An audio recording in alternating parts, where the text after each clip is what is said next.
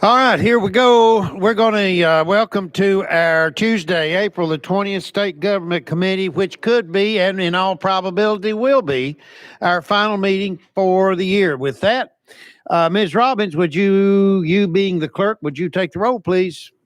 Representatives Alexander, Beck, Bricken, Carr, Carringer, Chisholm, Cooper, Halford, Hilton, Holsclaw, Holsey, Jernigan, Johnson, Littleton, Marsh, Moon, Powell, Wendell, Vice Chairman Eldridge, Chairman Kiesling. Here. Mr. Chairman, you have a quorum. Okay, the clerk reports that we have a quorum, so that gives us the green light, and we will begin as always. Again, a welcome to each and every one of you, committee members. Thank you for being present, and thank you for being timely today for getting qualified for a quorum.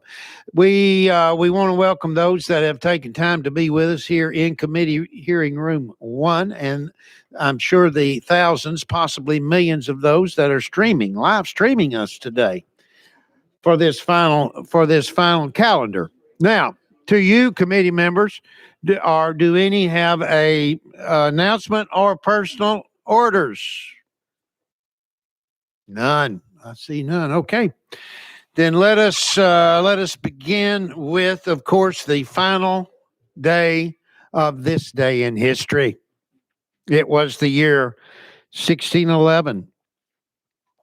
And it was the first recorded performance of William Shakespeare's Macbeth that took place in the Globe Theatre in London. The story of an honorable man, just like Chairman Zachary back there, an honorable man being corrupted by power is one of Shakespeare's most famous works.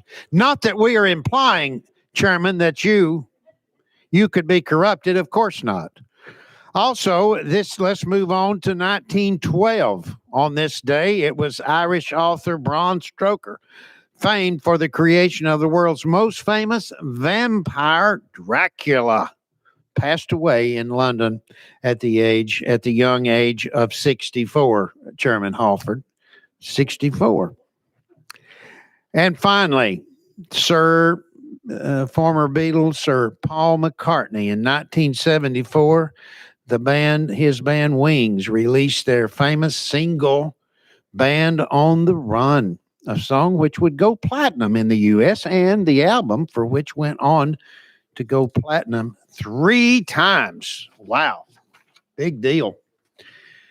We're going to, let's see now, Mr. Analyst, do we have any announcements? Do we want to go over the calendar real quick? And for you committee members, we want to make note of a couple of things here.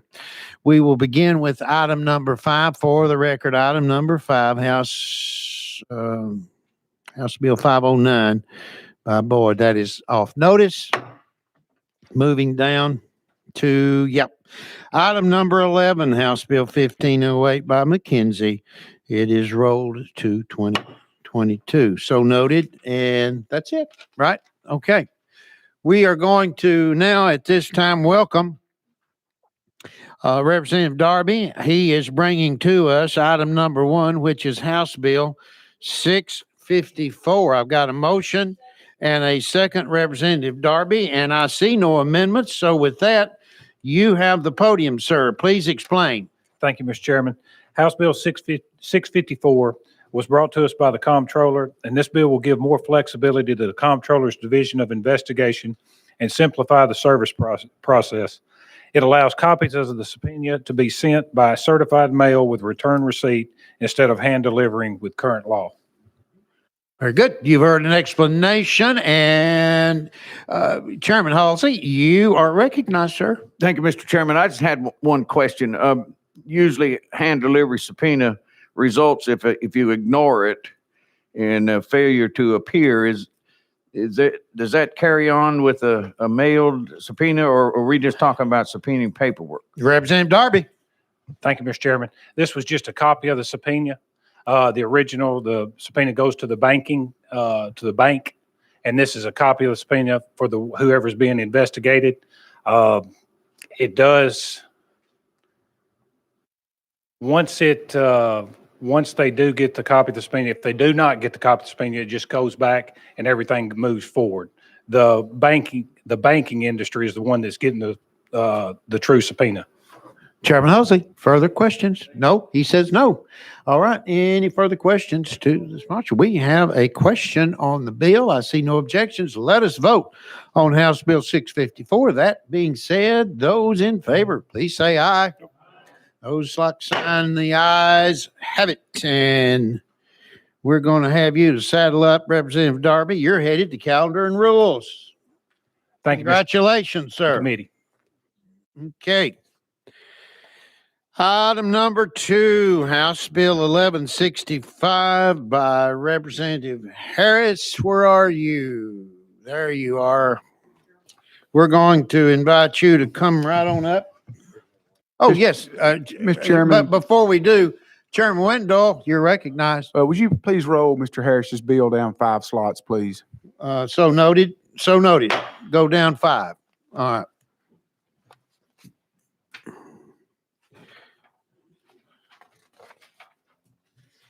Okay, we're on to item number 3, House Bill number 910. We have a motion and a second, and Representative Cassida, we've got an amendment or 2 amendments, sir. Bring us in. Pardon me? One amendment. Would you give us that tracking code, please? 6865. 6865 is correct. Amendment That makes is- the bill. No? Well, No? I've got that as amendment 2. Amendment 1, I've got 4305. Uh-oh. Well, we've got an issue here. Yeah. Let me see. Who's got? Last week, and they gave us a notice to withdraw. Re- Representative Cassida, your office gave us notice with an amendment tracking code 7266, sir. Okay. Does that look familiar? It does. What I've got is identical, but that amendment committee and Mr. Chairman, it was brought to me by by my county sheriff. It's supported by the Sheriff's Association. If you would, before All right. further, if you would, let me pause. Let's pause in the action. Let's make sure we got it straight here. Just a moment, please. Yes, sir. It's the same thing as what it's, yeah, same thing. Yeah.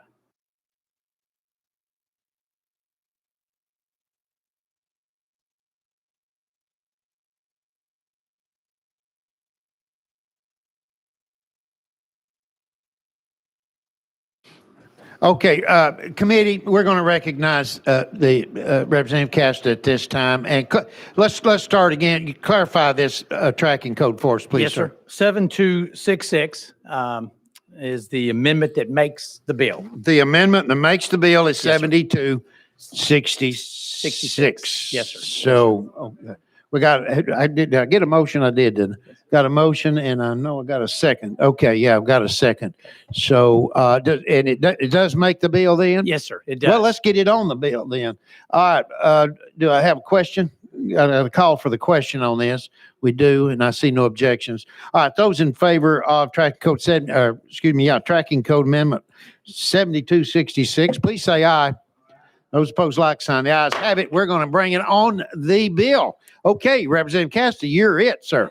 This bill was brought to me by my sheriffs, and it's supported by the Tennessee Sheriff's Association. It does 3 things. The individual's home address, personal telephone, and social are kept hidden if an individual is arrested or charged, but not convicted.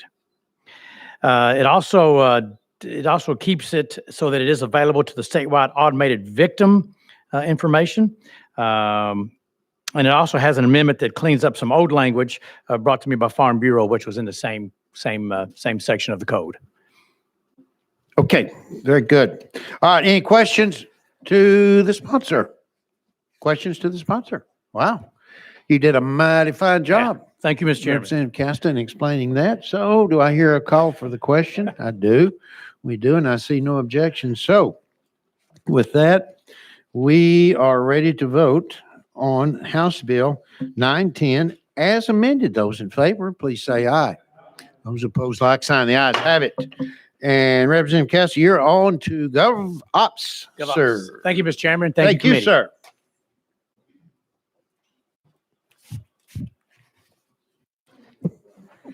All right, next is item number 4. House Bill 1404 by Chairman Hall. We have a motion and a second, and I see an amendment.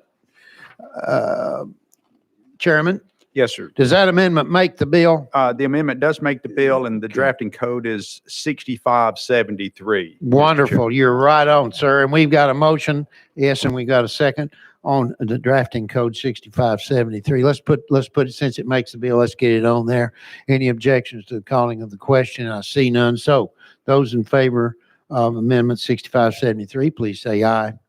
Those opposed, like sign. All right, it is on, sir. And an explanation to you, Chairman. Mr. Chairman, thank you very much. And colleagues, House Bill 1404 is a good bill. It's always a good bill, isn't it, Chairman? It just simply needs some work. Mr. Chairman, if I may, if I could roll that, it has a huge physical note that we're going to address over the summer. And if I could roll Sure. this to summer study, All right. I'd appreciate it. Certainly, of course. All right, is there any objections? I see none. We will move that on to next year then, summer study. Thank you, Mr. Chairman. Summer study, Colleagues. okay. Thank you. Thank you, sir. Thank you.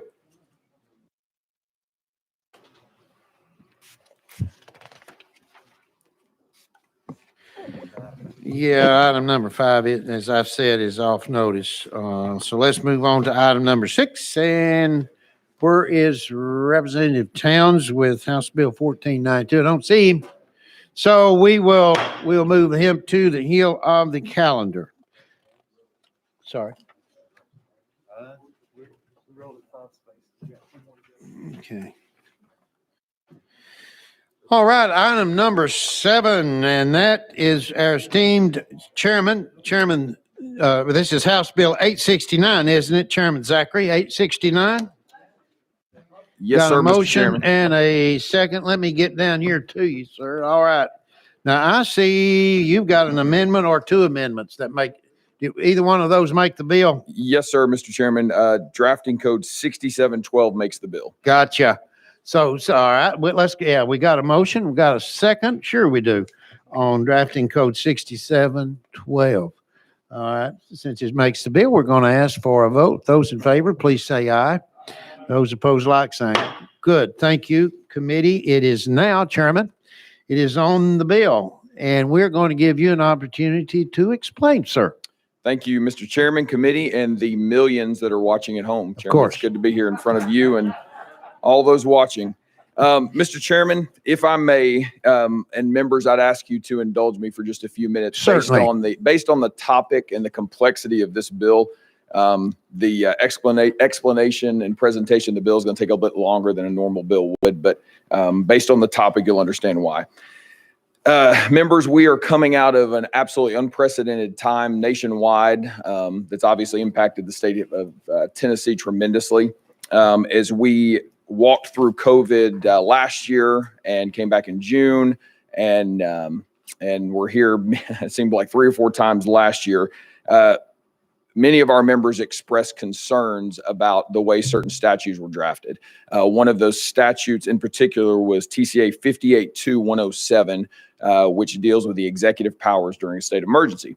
And so members in both bodies went to the Speaker McNally and Sexton, asking them to form an ad hoc committee over the summer to simply study the executive powers bill, the executive powers, TCA 58-207, the executive powers section within TCA. And so appreciate Speaker Sexton and McNally responding to the members in the way they did. I was honored to co-chair that committee with Senator Hale. And we had expert testimony from across the country, everyone from former Chief Justice Coke here in Tennessee to General Gonzalez that worked for President Bush, to Glenn Reynolds from UT, to our own General Slattery, on down the list. We met 3 or 4 times to discuss and evaluate this particular section of code. And what we found is that we were one of 12 states that has no legislative engagement related to a state of emergency and executive powers. We're one of 12 at the time of the ad hoc. I know right now during session, many chambers are carrying legislation similar to this, and so that number may have changed. But when we began evaluating, we were one of 12 that had no legislative engagement related to executive powers during a state of emergency. And let me just quickly read the charge of our committee, and then I'll get into the explanation of the bill. The charge of our committee from Speaker Sexton and McNally were to study the current authority granted to the executive branch of government with regard to declaring a state of emergency and powers granted to both the judicial and executive branches during a state of emergency, and report back to the General Assembly. And so what I'm about to present to you is a piece of legislation that is a result of that ad hoc committee. The House and the Senate had different approaches to this. The House was unanimous, bipartisan group was unanimous in the support of the particular legislation I'm going to present to you. Deputy Speaker Johnson was a part of that committee. But let me just first say, before I present the bill to you, the section of code right now, TCA 58207, is as broad as any code in the nation related to the powers of the executive during a state of emergency. The only limitation within that section of code on the governor is that he can't touch our guns. That is the only limitation. There is literally no limitation to what a governor can do when he declares a state of emergency. He can suspend any law, suspend any regulation, and at his discretion, he can renew that state of emergency every 60 days. And so it's important to look back on what we have walked through. Many of us were on some of those first calls where back in March of last year, we heard 250,000 Tennesseans may die. Hospitals would be overrun. We heard this. We were on some calls. I believe we were one on a call in April with a very well-respected institution where there was actually even disagreement that was formed on the call between the experts that were presenting to us. And so I said all that to say, anybody that has ever led anything knows that you make your decisions based on data and the advice you get from experts. And that's exactly what our governor did. And so when you evaluate how broad and open the executive power legislation is, it really does speak to the incredible job our governor did walking us and leading us through a once in a lifetime pandemic. Because again, there's no limitations to what he could have done. But he was measured and steady. We were one of the last states to have any kind of safer at home. We were one of the first states to open back April 27th. We have not had, to the chagrin of some, I'm sure, we have not had a statewide mask mandate. The closures and the impact in some of our communities, specifically Davidson, Shelby, and Knox, are related to the Board of Health and the health departments of those. Has nothing to do with the executive orders or the governor's executive power. He's been measured and steady and done a fantastic job. And I'm thankful that he was our governor for this time, because he led our state to be one of only 7 states that experienced economic growth through a pandemic. We were one of the 5 most visited states, the only non-beach state in the country. And so the results clearly point to what a great job he has done partnering with us walking through this pandemic. All that being said, we are not guaranteed in the future to have a governor who will be as measured and steady as Governor Lee was. And so it's important that we as the General Assembly address this particular statute where every expert that spoke to us and presented to us said steps need to be taken, certain reporting, certain boundaries needed to be placed around that particular statute because it's wide open. I mean, the only difference in us not looking like California and New York are the person that was leading our state. And so we're not always guaranteed to have that leadership. So with all that being said, let me quickly present this bill. There's 7 points to this bill. Let me quickly present this bill, Mr. Chairman, and then I'll be glad to answer any questions. First, the first section of the bill is related to the public health emergency itself. And there's some definitions within there, and we're in section 1. What we decided as a committee was we're going to actually leave the executive powers related to a natural disaster and a security threat. Those remain as is. there's been no time in our state's history that we could find where there's been any kind of extension of a state of emergency and the use of executive powers related to a natural disaster security threat. The longest state of emergency we could find related to a natural disaster was under Governor Bredesen with the Nashville floods, and that was 30 days. That's the longest one we could find in our research. So what we're going to do is we're going to divide and we're going to create a new section in TCA 58207 that is simply related to public health emergencies. And again, there's a broad definition: bioterrorism, epidemic, pandemic disease.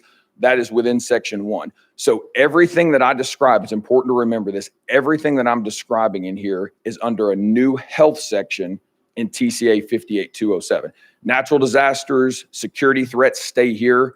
Does not in any way impact the governor's authority or his role in that. This is only related to public health emergencies. So the important first thing to note is that when a state of emergency would be declared for a public health emergency, there will be a legislative council formed. Then what we did is we did research on states across the nation and kind of took the best practices. This is kind of following Iowa and Wisconsin's model. So what we did, what this will do, this bill, first section, is it will establish a legislative council that's made up of 4 ex officio members, speaker of each chamber, majority leader, minority leader, caucus chairman, and then each speaker will appoint 3 members, 1 from each of the grand divisions. So you'll have a 7-member legislative council. Second thing this does, and this was the most common among states around the country, when we are in session, it will allow us to terminate a state of emergency at any time. That was one of the most common. Most states of the 38 that have some sort of legislative engagement, the most common was that the General Assembly can terminate a state of emergency at any time. The third point is that if we are not in session at the 30-day mark, the legislative council this is optional. The legislative council, if we're not in session, can determine that the state of emergency has gone on long enough. There's a 5-day evaluation period. They work with the executive branch for 5 days. And at the end of that 5-day mark, they can choose to put a stay on the state of emergency till the entire body can be called back in. The next point is that a state of emergency for a public health emergency cannot extend beyond 60 days, period. Cannot extend beyond 60 days. If we are not in session, the legislative council can grant a stay for 15 days, and that can be in perpetuity until the full body can come back in. Last 2 points, and then I'm done. One of the most common recommendations, and probably I think it was a unanimous recommendation among all our presenters, is there has to be some significant reporting requirements included moving forward within this particular statute. And the first reporting requirement would be to the executive branch that after the state of emergency is declared and the initial executive order is issued, we have to be given a 24-hour notice before an executive order can be issued. And that has to include the fiscal cost, why the executive order is being issued, and what follow-up guidance will be behind that executive order. And then the last reporting requirement would be for the Department of Health. They will have to bi-weekly during a state of emergency related to public health. They will have to provide bi-weekly reports to the Government Ops Committee that will include the same information provided to the executive branch.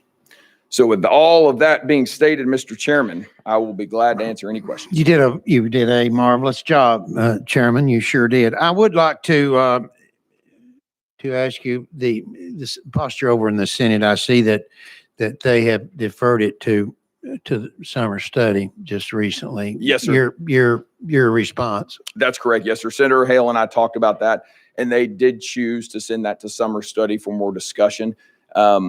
I have talked to a few members of the committee. I've talked to leadership on our side, and the House's posture is certainly more aggressive than our friends in the Senate, which is fine. And so the decisions was made. We'll move forward because this is a charge for us and our committee, and then the House was unanimous in moving forward with this.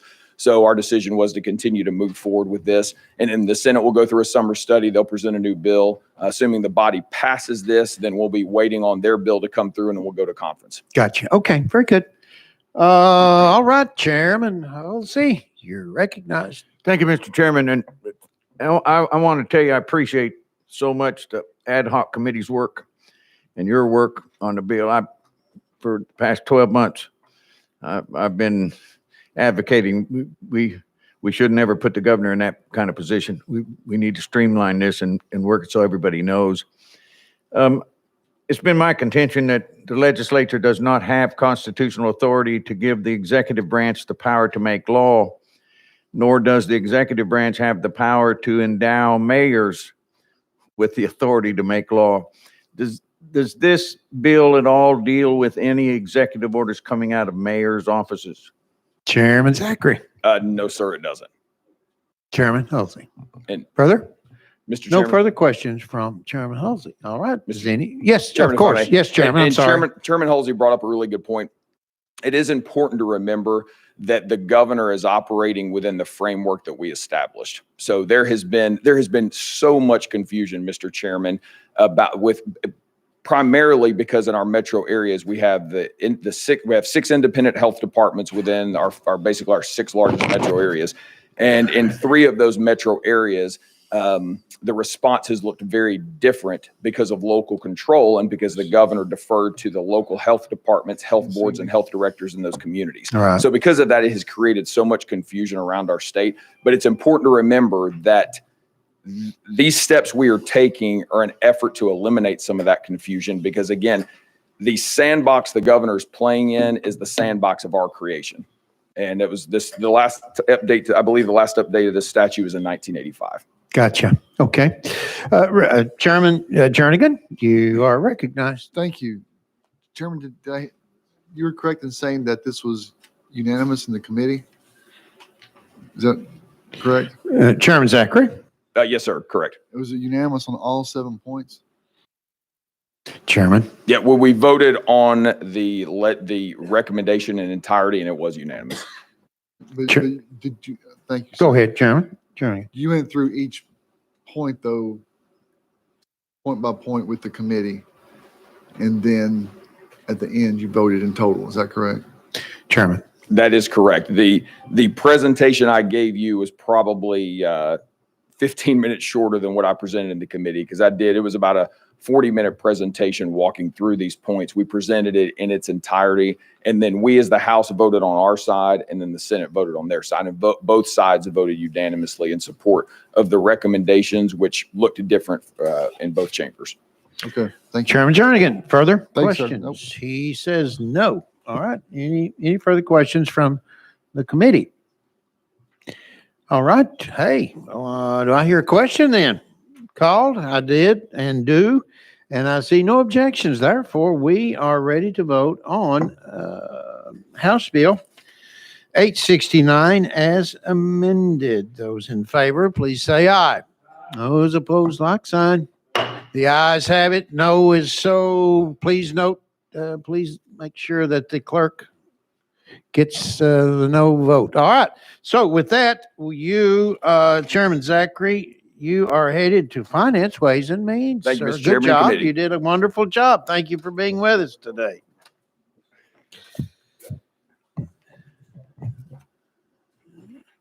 Okay, we now go back to item number 2. I'm sorry, Representative Freeman. That might have been before you arrived, but we had to, at the request of Chairman Wendell, this is item number 2, House Bill 1165. And Representative Harris, I see we have 1 or 2 amendments that are moving along with this. Just one amendment, and it's Amendment 6288, Chairman. 6-2, we got a motion and a second on the bill. We're now on amendments, that's correct, 6288.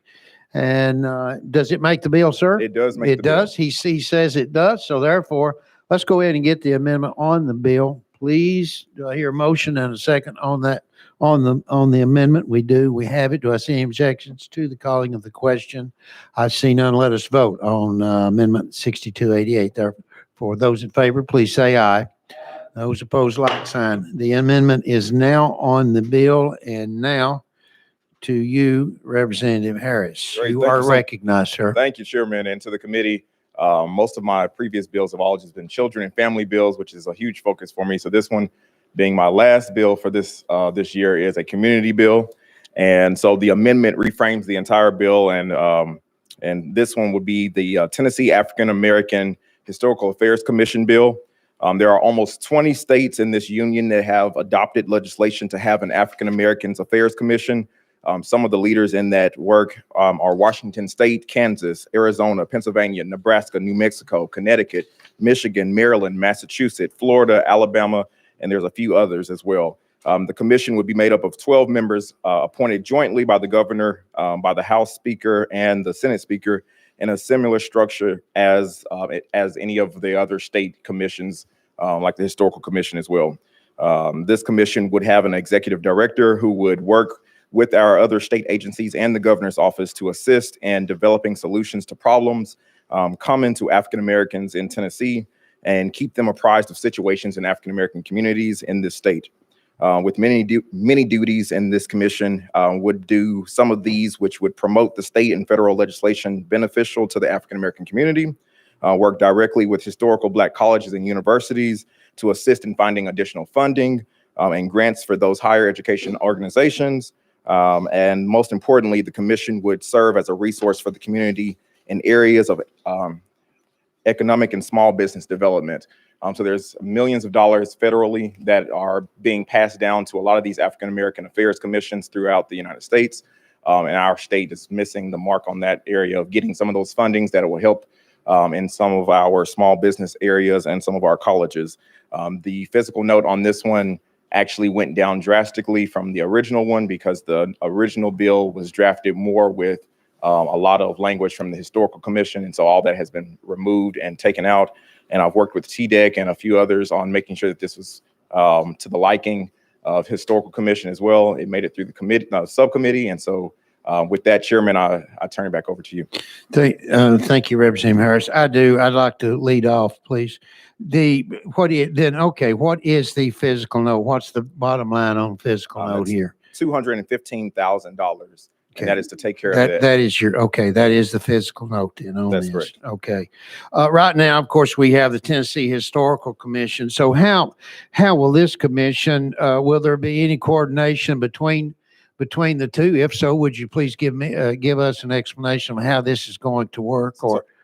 Yes, Chairman. So there's not that much overlap for the two commissions. One of the overlapping pieces is that currently the Historical Commission has comment value in speaking to the State Building Commission when it comes to tearing down historical places or whatnot, or buildings that are related to African Americans. So they usually have a ability to say, hey, we think this is a good idea to tear this building down, or no, we don't. And so the only difference is that they both would. The African Americans Affairs and the Historical Commission would both have comment value to the State Building Commission, but that's the only overlap in this language. The Historical Commission takes care of mostly the buildings, the signage, taking care of different things. But for the African Americans Affairs Commission, it's going to be more about bringing money into the state for organizations, for businesses, and for the HBCUs. Okay, thank you. Now, location of this, did you explain the location? Is there a location now So proposed? Is there a proposed location? So the proposed location is not placed into this language. That would be decided. Most of the commissions land under the TDEC, and so TDEC would be involved in making some decision into where that would be located. Okay. Of course. Okay. Now we have an existing we're honored to have the National Civil Rights Museum, of course, right here in our own state in Memphis. Will there be any coordination between that, or is that somewhat totally separate? Yeah, so there will be just very small, more so just bringing funding in, not managing what goes on with the museum. The museum would still be something that would fall under Historical Commission's purview of things to be oversight. This commission would specifically be focused on bringing in additional dollars, finding resources, and getting the information out. Okay. I am, I'm not opposed to this bill, nor this nor this at all. I'm just concerned about setting a precedence. And of course, you know exactly, you're a sharp guy. And you know where I'm going. Will the Chinese be next? Will the Japanese be next? With the Afghanistan, Mexicans? That's where this to me is my concern that I have. And I'm just going to voice that. I'm not expecting a response from you, but I mean, I'm just a little apprehensive, about this. But anyway, there any other? Yes, we do. Chairman Carr, you're recognized, sir. Thank you, Mr. Chairman. Sponsor, can you explain to me how I've read this, and can you explain to me how they're going to appoint all these people for a 1 year, 2 year, 3 year, 4 year term? Yeah, so thank you for the question, but they will be appointed the exact same way it is for the Historical Commission, where the governor has the selection of 3 members, the speaker has 3 members, the Senate speaker has 3 members, and they'll be chosen from throughout the state from the grand divisions. So it end up having a total of 12 members appointed. Chairman Carr. Thank you. I mean, I'm just trying to read it and understand it here. How do you determine who gets 1 year, 2 year? And I know the ones that are at large get 1 year, but how do you determine the ones that get 2 year and 3 year and 4 year? Representative Harris, you're recognized. So based off of the language in the bill, everyone would get technically the same amount of years. It would just based off of when this bill actually would take place or when it would start would cause for the overlap in the at-large subdivisions. And that's part of section 1, section A. Representative Carr. Chairman, could I indulge you to let legal take a look at that, please? Of course, we will. Yes, we will. We'll go out of session and we'll turn our attention, of course, to Mr. Mundy. Thank you. Matt Mundy from legal. I'm looking on page 2 in subdivision 1. Talks about staggering the term. This is done by the grand divisions.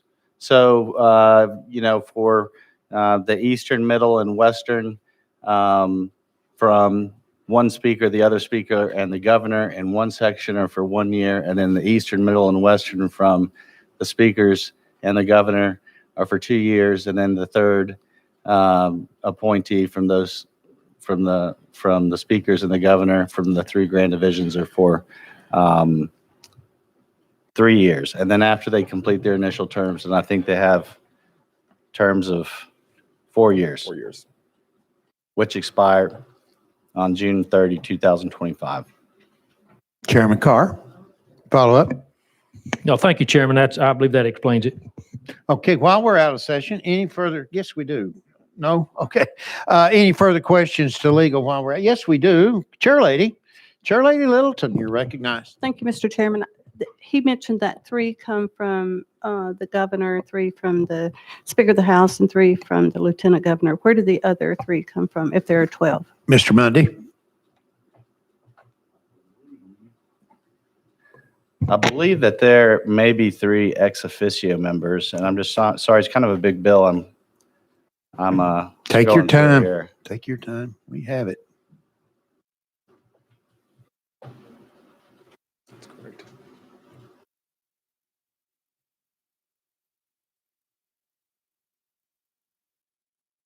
I'm sorry, if you all want to go on and discuss, I will find this and I will get right back with you, Chair Lady Littleton. All right, we will do that. We'll go back into session and carry on with with the line of questioning to the sponsor. Of course, yes, Representative Alexander, you're recognized. Thank you, sponsor.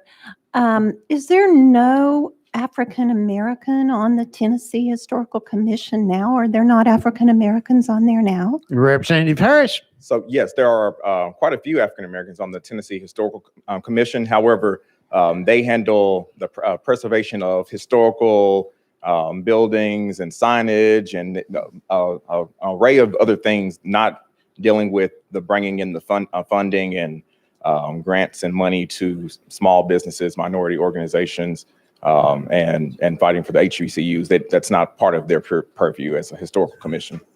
Representative Alexander. So what would this Afro-American Historical Commission do differently than that commission? Yes, so this one, Representative Harris, you're recognized. yes, so this commission would actually just advocate and be working to apply for grants, find funding, bring resources in as far as financial resources into small businesses and organizations, being able to help them get through the process of say, for instance, the small business, the SBA loans or whatnot, trying to get them started. So they really focus in on just making sure that we have the resources provided to African-American communities. Representative Alexander.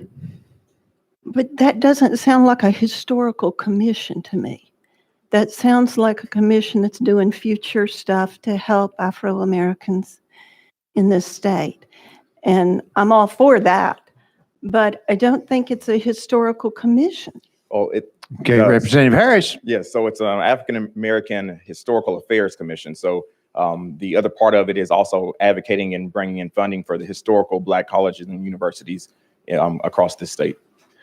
Representative Alexander. Do those colleges not have people doing that already for them? Yeah, Mr. Harris. Yes, so Representative Harris. yes, absolutely. We completely advocate for it. Actually, we are currently dealing with a situation right now with TSU when it came to land grants. So those are things that they didn't have someone specific in the government to advocate for them, and a committee had to be created in order to be able to do the research for that. So this instead would be able to have someone who is also doing that work, doing the legwork that we don't necessarily have the opportunity to do on our side. Representative Alexander.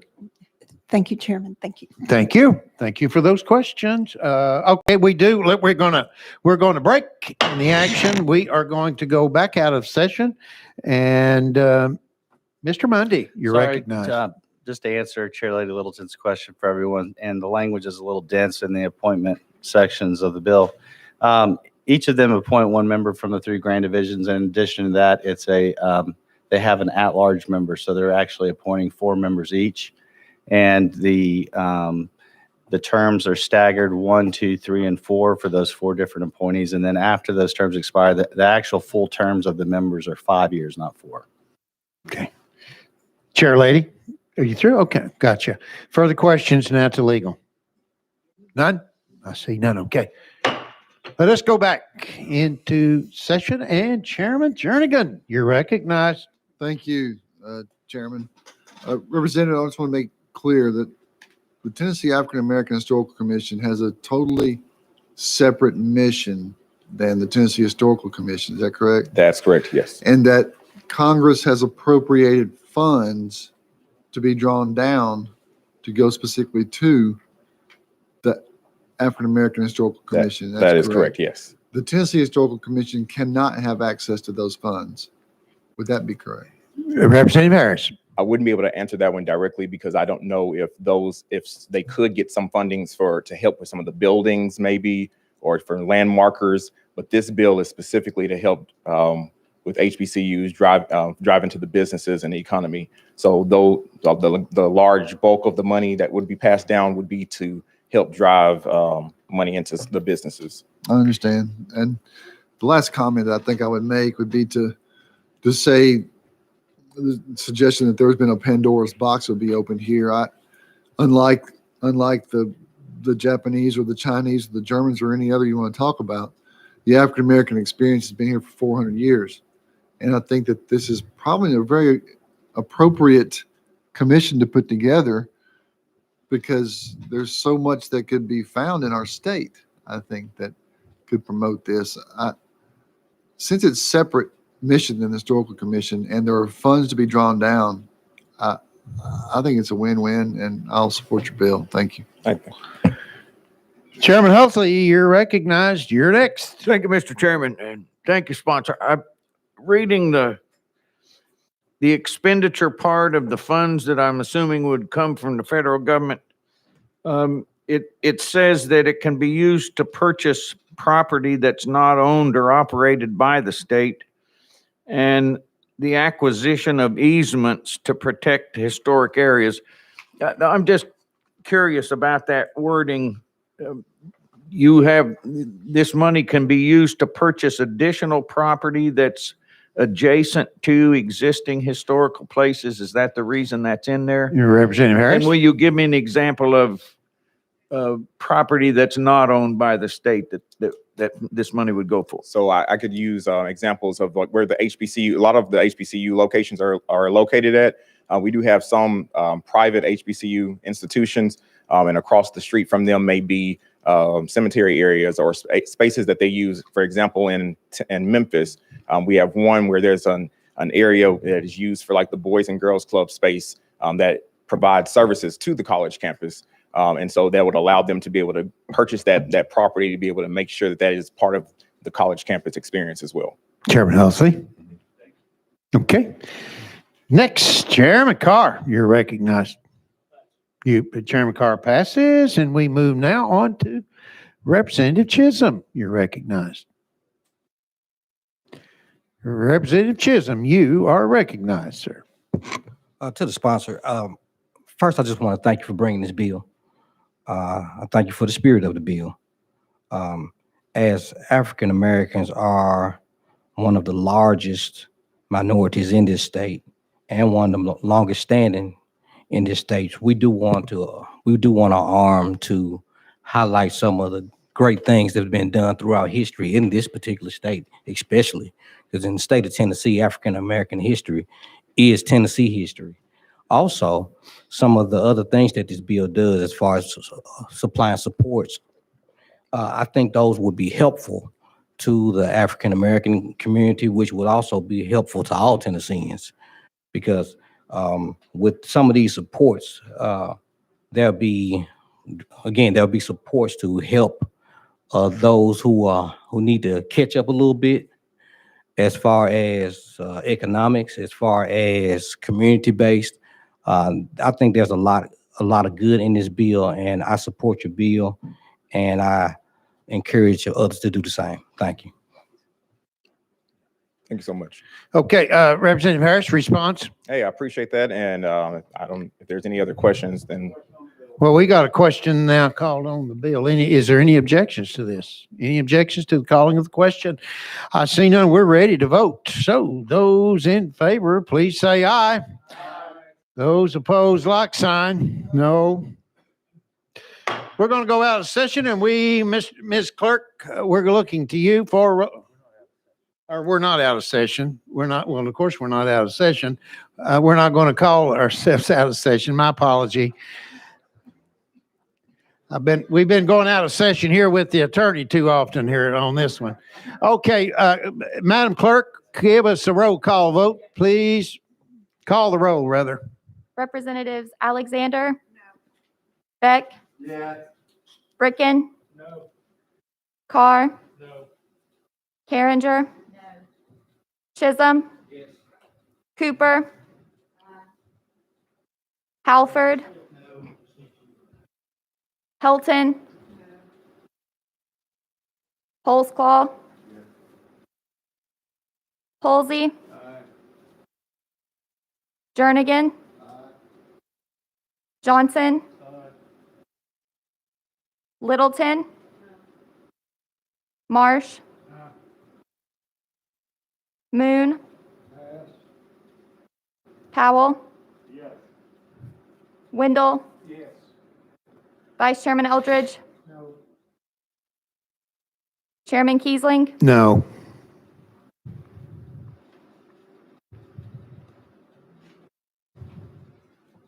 Mr. Chairman, you have 10 ayes, 9 noes, 1 present not voting. The clerk reported 10 ayes, 9 noes, and 1 pass. The House bill, we will declare then the chair, House Bill 1165 as amended passes, and now moves on to Gov Ops. Representative Harris. Well, we appreciate it. Thank you so much. All right, we are next. Oh boy, where are we now? Let's see. Number 8. Mr. Witt tells me we are on item number 8. That's right. I forgot about you, Bob. We had to put you aside a while ago, didn't we? Representative Freeman is up, and he is bringing to us House Bill 668, and we need a motion here in a second. Have we? Okay. Representative Freeman, how about we got an amendment still on this one? Is that correct? Would you give us that tracking code, please? 6297. 6297 is correct. So, does that make the bill, Representative Freeman? Yes, sir. It does make the bill, he states. So do we have a motion and a second? We do. We have a motion and a second on the amendment. So see any objections to the calling of the question on this one? So let's vote. Those in favor of Amendment 6297, please say aye. Those opposed, like sign. The ayes have it. Now, Mr. Representative Freeman, we have that amendment on your bill. Would you please explain, sir? Yes, sir. Thank you, Chairman. This amendment was worked out by the ABC, Tennessee Distillers Guide, Wine and Spirit Wholesalers to address some needed changes to clarifications on consumer tastings at retail package stores. Currently, the only way for a product to be available to retailer is for the wholesaler to deliver the product directly with a $0 invoice. When the manufacturer representative wishes to be present at such consumer tastings, they have to wait until the wholesaler delivers a product. This can add time, travel, and potential delays for the retailer. This amendment adds an option where the manufacturer can coordinate with the wholesaler to pick up the product directly for the same $0 invoice and take the product with them to the retailer for tastings. Notice requirements will ensure the wholesaler is kept aware of the activities. This amendment also clarifies that the manufacturer leaving any bottles with the retailer, whether open and sealed, shall be prohibited. And with that, I ask for your support. All right. Thank you. You've heard an explanation of the bill, and we now turn our attention to our beloved chairman, Chairman Halsey. You're Thank you, Mr. recognized. Chairman. And I just have one question because I still don't understand this. Did you say that the ABC was okay with this? Yes, sir. Representative Freeman, yes? Yes, Is that a yes. yes? That's exactly He says right. yes. Yes. Okay. Further questions to the sponsor? We've got a question called on the bill. See any objections? I see none. Those in favor of House Bill 668 as amended, please say aye. Those opposed, like sign. The ayes have it. And you, Representative Freeman, where are you going here? Calendar and rules, sir. Congratulations. Thank you, Chairman. Thank you, committee. Thank you, sir. On to item number 9, committee. That's House Bill 846. And we have a motion and a second. And again, yes, that's House Bill 846 by Representative Sherrill. And Representative Sherrill, we've got a motion and a second. And you got a bill, or excuse me, a minimum on this one. Could you give us that tracking code, sir? Number 05434. Thank you. Does that make the bill? Yes. It and does make the bill. Could I say something before I present You may, the bill? sir. I just want to say it's an honor to come in here to a committee and get a history lesson before you start. That's a great honor. And especially coming from your famous chairman, Kelly Kiesland. Oh, my goodness. He is so kind. Well, dinner's on me tonight, Representative Sherrill. Thank you. Thank you. What a sir. great guy. Okay. Yeah. We've got, I'm lost now. Did we get a motion on this amendment or not? We did not. We did. We've got a motion and a second on this amendment. All right. Those in favor of placing amendment on the bill 5434, please say aye.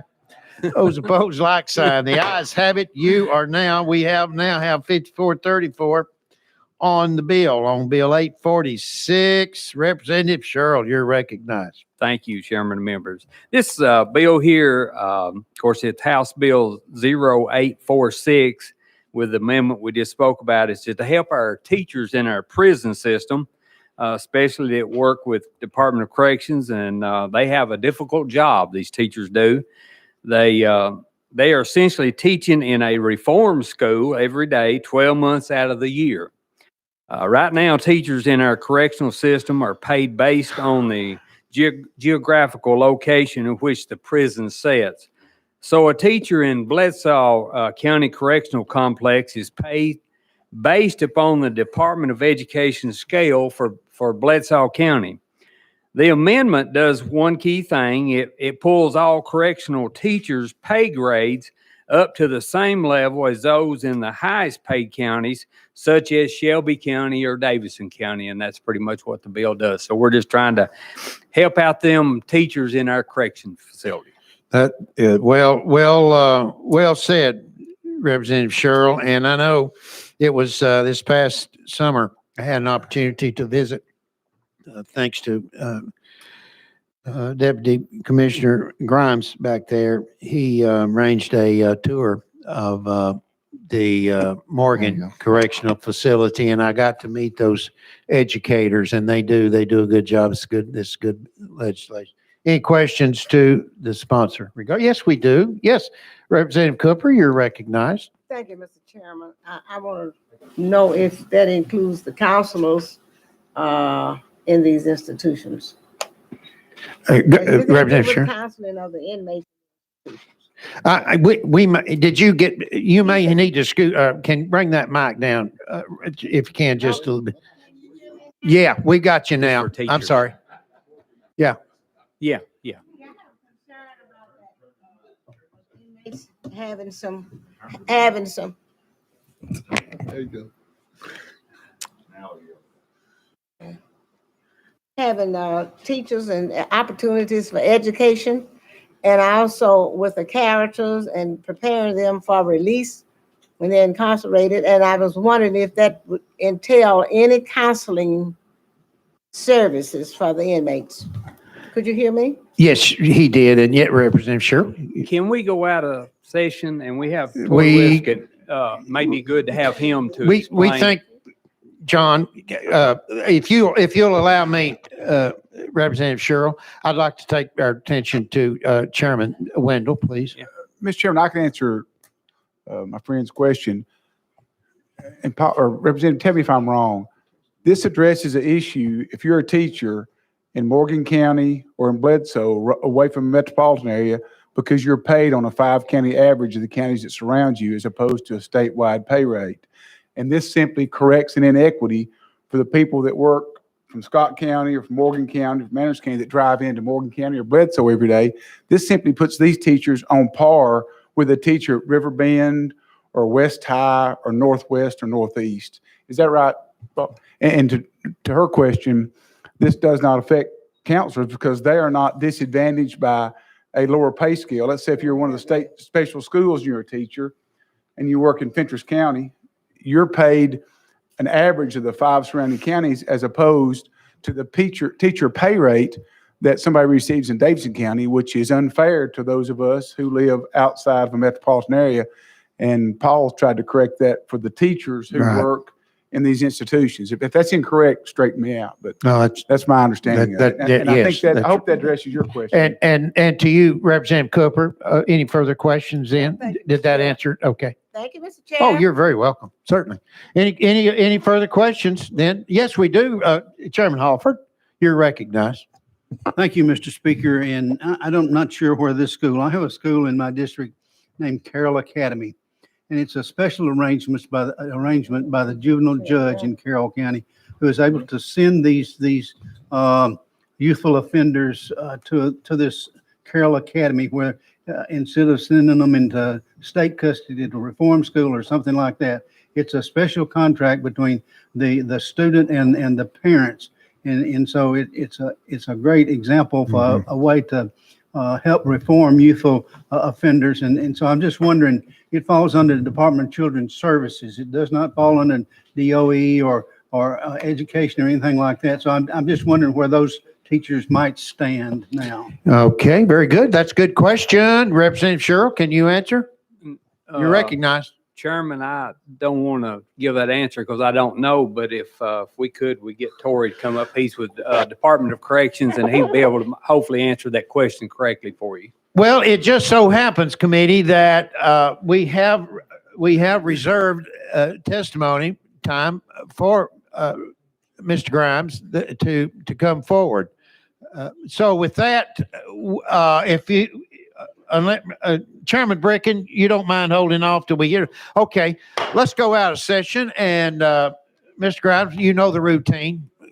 You're recognized, sir. Mr. Chairman of Committee, Tory Grimes, Senior Counsel, Legislative Liaison for the Department of Correction.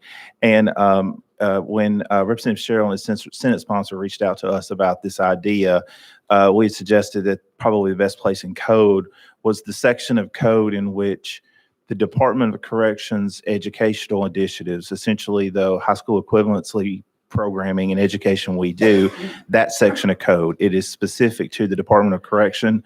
And if you don't know, the Department of Correction is a special school district by statute.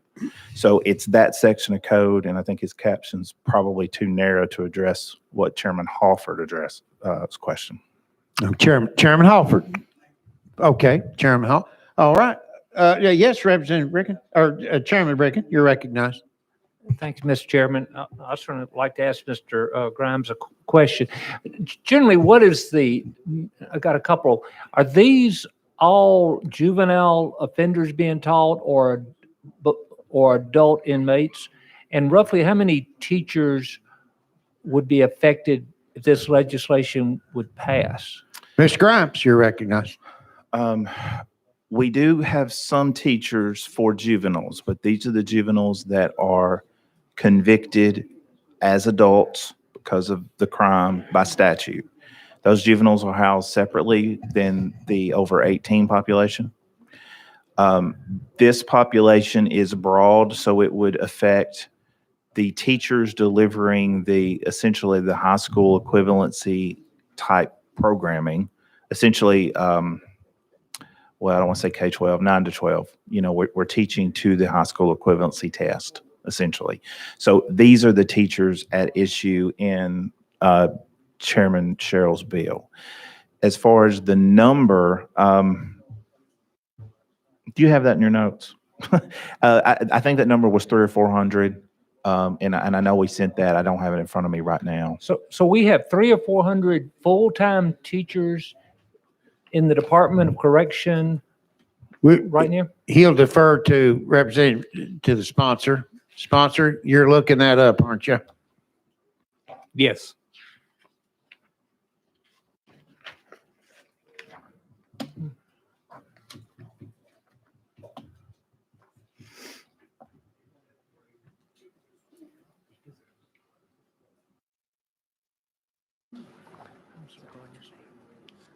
This doesn't do anything for local jails education. I misspoke, Chairman Bricken.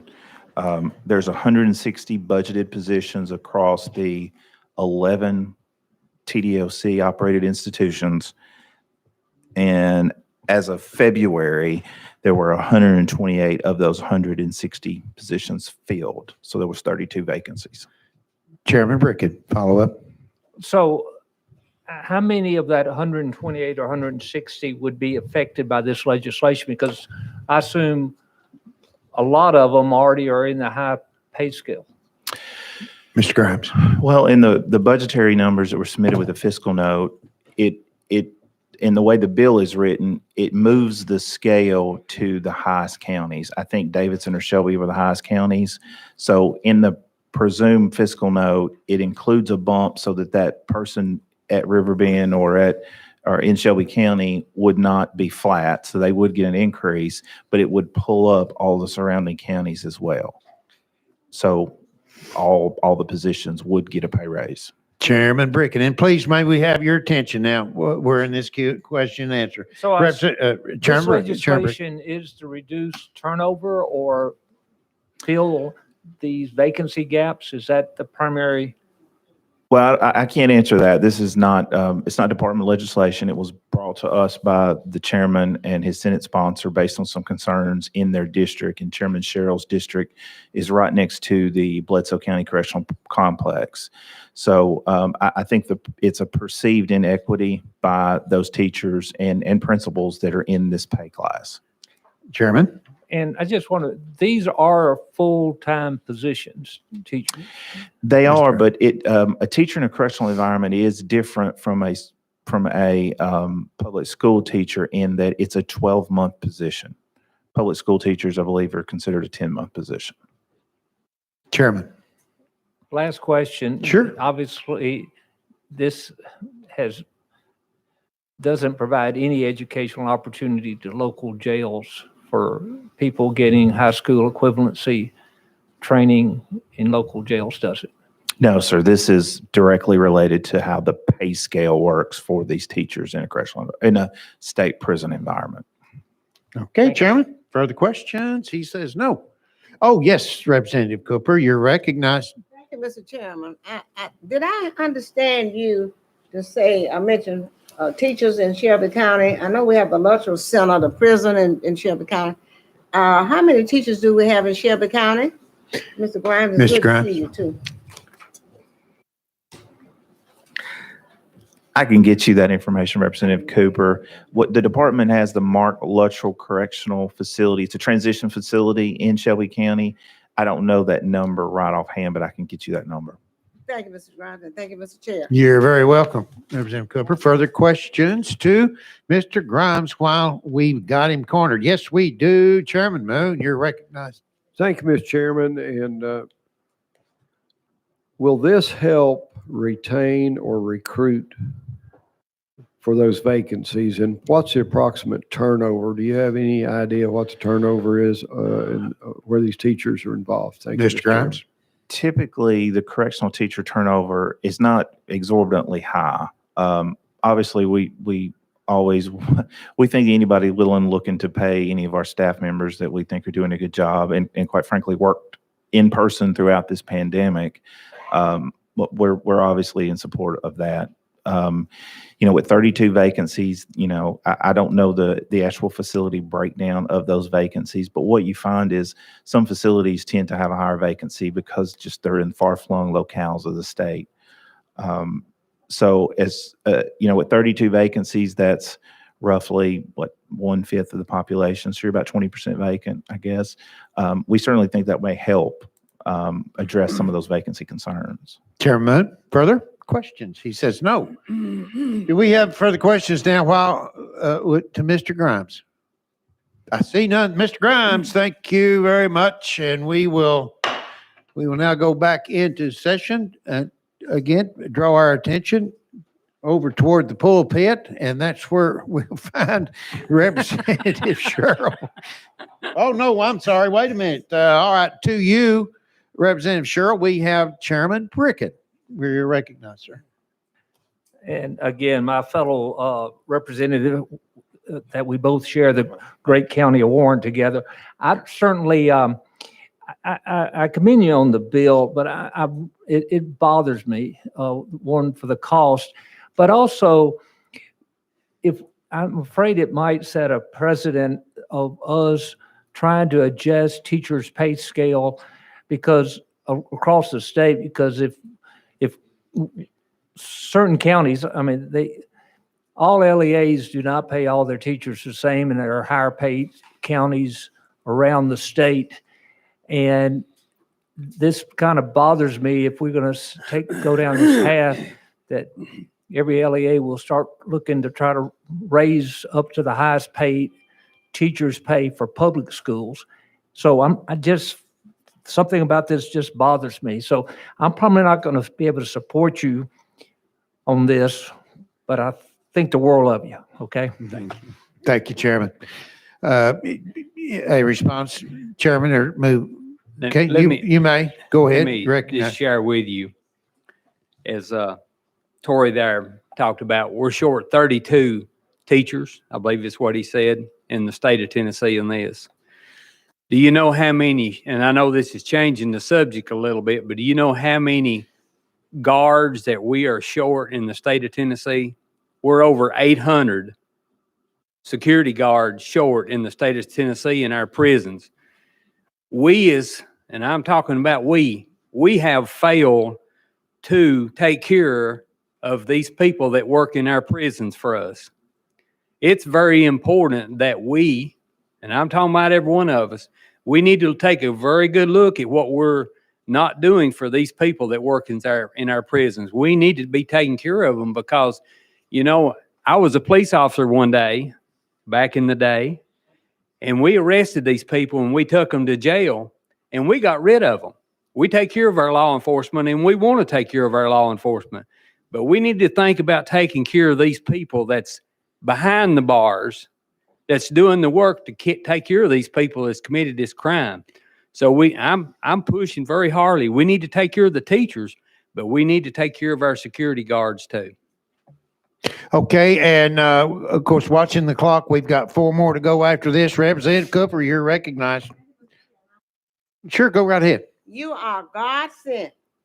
I had 2 bills trying to help those guards, those deputy jailers, and I lost my bills because of lack of a second. And I want to let you know that these people are human too, and our deputy jailers are short in these prisons. He is telling the truth. We need to get Tennessee Correctional Institute, Mr. Grimes, and the Department of Prisons on notice that we going into a catastrophe. And I appreciate you allowing me to say these remarks. I could say more, but I know the time is at hand. Thank you, Mr. Chairman. Thank you, Representative Cooper. To you, Chairman. No? Okay. I'm sorry. All right. We got a question called on the bill. Any objections to calling the question? I see none. So therefore, let us vote for House Bill 846 as amended. Those in favor, please say aye. Those opposed, like sign. The ayes have it. And you, sir, Representative Sherrill, Finance, Ways and Means, sir. Thank you, Chairman and members. All right. Let's move along. Item number 10, that will be House 1267. And we have a motion and a second. Representative Gillespie, you are recognized, sir. And I see you have an amendment, do we not? Yes, sir. And Mr. does that amendment make the bill, sir? It does. He says it does. Drafting code, please, sir. 6232. We have a motion and a second on the bill. Also a motion and a second on drafting code 6232. Let's get that adopted. Therefore, any objections to the question calling? We do not. Let's vote on drafting code 6232. Those in favor, please say aye. Those opposed, like sign. That amendment is now on your bill. Representative Gillespie, you are recognized. Thank you, Mr. Chairman and committee. What this does under present law, the Board of Directors of the Tennessee Education Lottery Corporation enforce and supervise compliance with laws and rules regarding the regulation and control of wagering on sports events in the state. Under present law, the Lottery Corporation Sports Wagering Advisory Council serves only as an advisory capacity to the Lottery Corporation.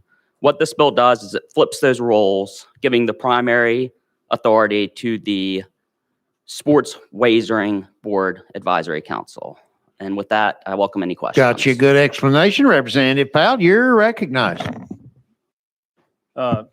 Thank you for the explanation, and I appreciate what you're trying to do here. So essentially, this council, the Sports Wagering Council, is going to be the one that has the full oversight, and taking that away. I mean, it'll still be under it, but the lottery will not. The board will not have the say so for those actions, disciplinary actions, and Representative Gillespie. Yes, sir. That's correct. Representative Powell. I appreciate this, and we'll support the bill. I just want to be on record. I think that we need to take a serious look at making sure we have that wagering, Sports Wagering Council is a separate, distinct entity of itself, because I think that a lottery is much different from sports wagering. And as we have seen the success of sports wagering, there's so much more sophistication that goes along with it. Our lottery does a great job. We bring a lot of money to the state. But a lottery is in many ways much more simplistic than a sports wagering operation. There's a lot involved in that. And so I hope we can continue to look at that. I think this is a good first step, but I'd like to see us go further. I support your bill, but just want to be on record for saying that. Thank you. Sure. Thank you, Representative Powell. Further questions to the sponsor? We got a question called on the bill, and I see no objections to the calling of that question. Therefore, let us vote for House Bill. We are going to vote for House Bill 1267 as amended. Those in favor, please say aye. Those opposed, like sign. The ayes have it. And thank you so much. All right, that's where you're headed. Representative Gillespie. And next. Yeah, we're going to skip 11. 11 went to 22, remember? So now we're down to number 12, Representative Miller. Good to see you with House Bill. Oh, is it Kemper? I'm sorry. Oh, Representative Miller's giving. Oh, there you are, Karen. Okay, House Bill 1593, and you are recognized, Chairman, Leader, Chairman. I'm sorry. Well, thank You're you. recognized. Thank you, Mr. Chairman. Members, I appreciate the opportunity to present this bill. Mr. Chairman, members, back in 2009, the state commissioned a disparity study on contracting with minorities in this state. And with that commission, there were proposed legislation. There was funding set aside in the Treasury to continue a study with higher ed, and some of that stuff was never done. What this legislation would do is create a study by TASER to look at the issuance of contracts with businesses owned by African Americans in this state. I've already talked with TASER based on my conversation with the Speaker Pro Tem last week. They're comfortable with it. They appreciate the date. It gives them time to do everything and get it reported back to us by January 31st, which was the date that they recommended, 2022. Very good. All right. Thank you, Leader. You've heard an explanation.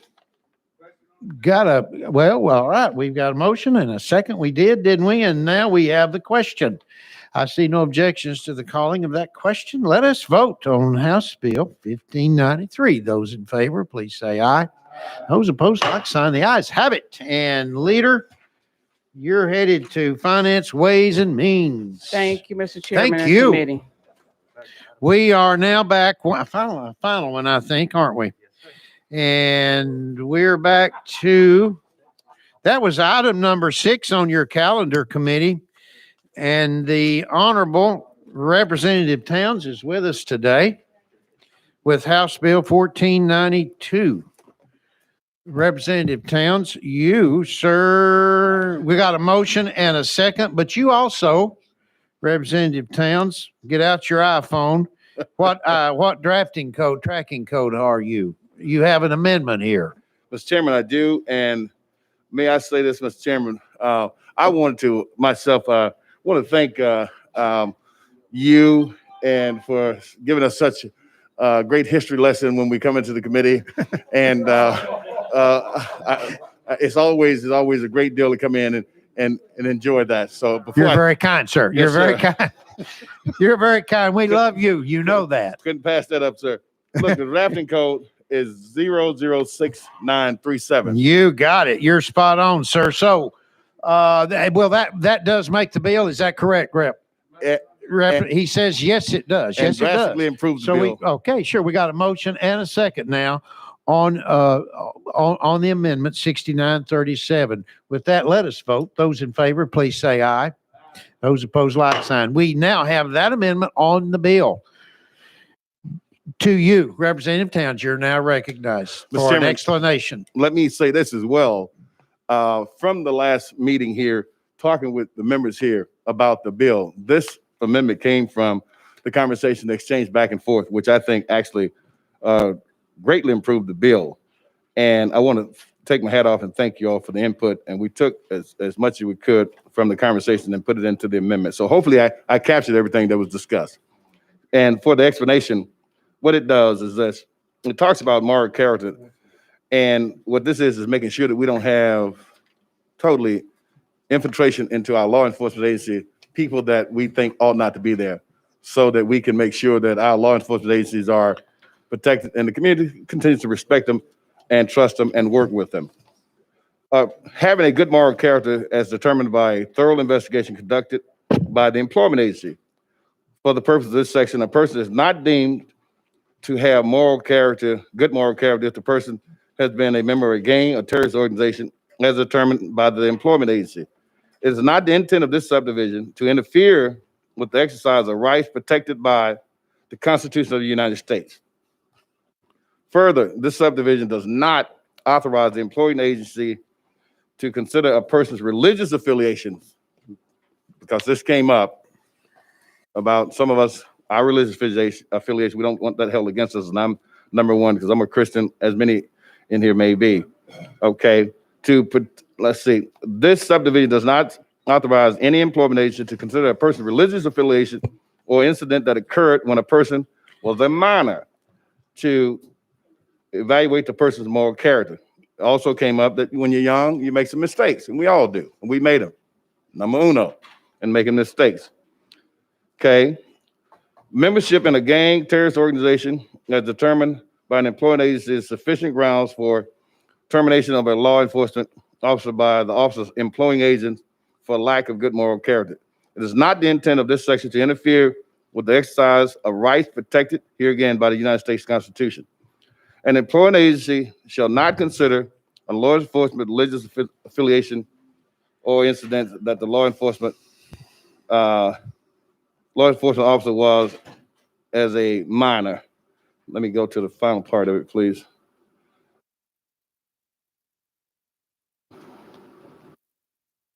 In determining whether to terminate a law enforcement officer's employment under this section, a person who reports to an employing agency that a law enforcement officer is a member of a gang or affiliated with a terrorist organization, and the person knows the report to be false, will be considered as committed a Class C misdemeanor, punishable by a fine. We don't want people lying on people that are part of an organization that they may not like and say it's an unacceptable organization. So for the most part, that covers what the amendment does. Okay. We got some questions. I don't mean to interrupt, but we've got No problem. Chairman Halsey, you're recognized. We're down to 8 minutes. Thank you, Chairman. I just want to say I appreciate it. I voiced my concerns and you narrowed it down to just this right here, and I appreciate that. I can vote for your bill. Thank you so much, sir.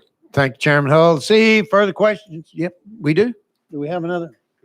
Oh, I'm sorry. Representative Cooper, you're up. You're recognized. Oh, I didn't mean for you to literally stand Out of up. order or not, but I just want personal orders, if you don't mind. I have someone here, sir. I'm sorry. Yes, of Personal course, orders. you may. Thank Yes. you, Mr. Chair. I have somebody here from Shelby County. Oh, sure. And they are from my district. Won't you stand up, Mr. Kermit Moore, and let's welcome him for being here. He's with ASME Union, hard worker. Great. Thank you. for being here. Thank you very much. Thanks for being here with us. Thank you, Representative Cooper. Chairman Wendell, you're recognized. Mr. Chairman, you and I have also got constituents in the audience today that work at DOE, some Teamsters from East Tennessee. Thanks for being here. Oh, yeah. Oh, my. Yeah. Thank you.